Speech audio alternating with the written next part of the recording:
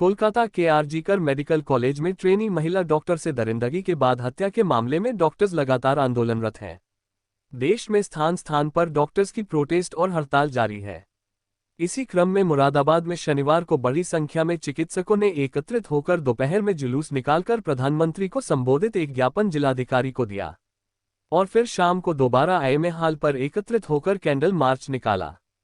Candle march शाम को 7:30 बजे आईएमए हॉल से प्रारंभ हुआ और एसएसपी कार्यालय, कमिश्नर कार्यालय, जैन मंदिर, पीली कोठी होते हुए कंपनी बाग में जाकर समाप्त हुआ। कैंडल मार्च में तमाम डॉक्टर्स हाथ में बैनर व तख्तियां लिए हुए थे।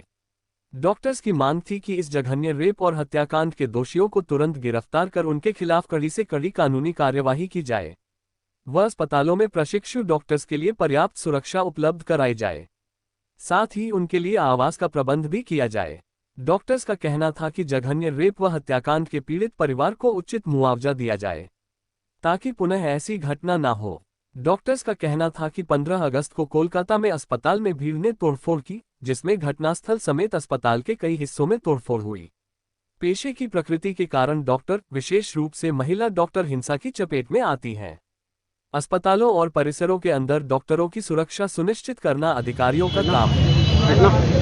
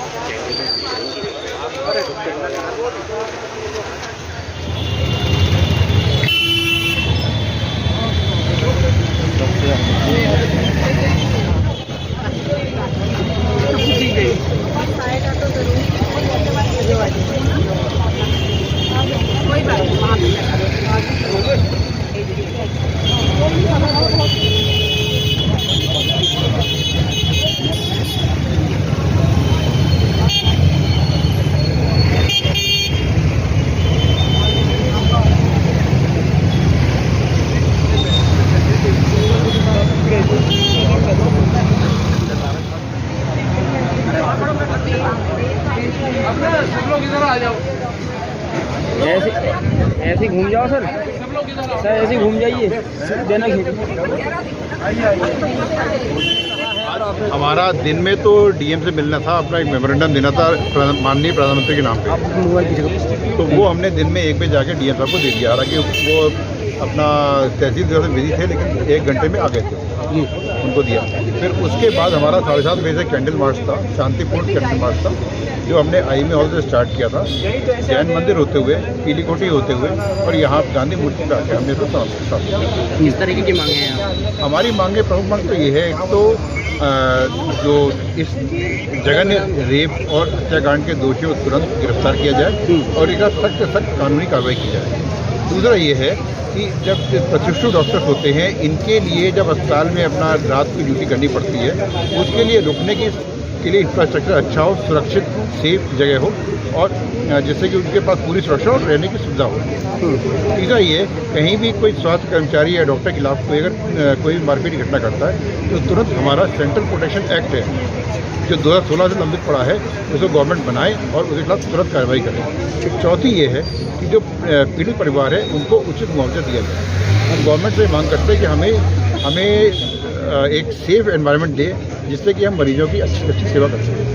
अगर भय के वातावरण में कोई भी डॉक्टर काम नहीं कर सकता और उसे अल्टीमेट हानि है समाज। आज बहुत सक्सेसफुल प्रोटेस्ट रहा है। सारे डॉक्टर्स पूरे कोऑपरेशन के साथ यहाँ इकट्ठे हुए हैं, दोपहर में भी और आज शाम को भी 150-200 से ऊपर डॉक्टर्स थे और ये बहुत होल हार्टेड प्रोटेस्ट है।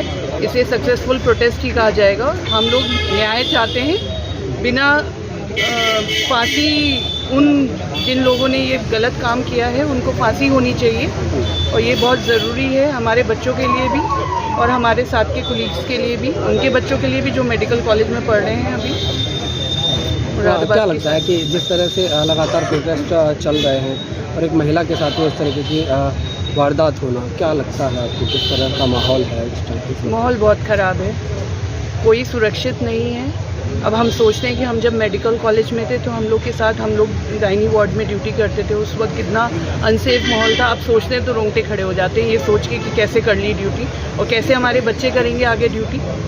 तो अच्छा माहौल तो नहीं है, लेकिन फिर भी ये जो देशव्यापी हड़ताल हो रही है और एक दिन जो डिसाइड हुआ है उसमें डॉक्टर्स ने सबने होल हार्टेड पार्टिसिपेट करके ये शो कर दिया है कि यूनिटी में ही स्ट्रेंथ है। We should unite and fight for the cause.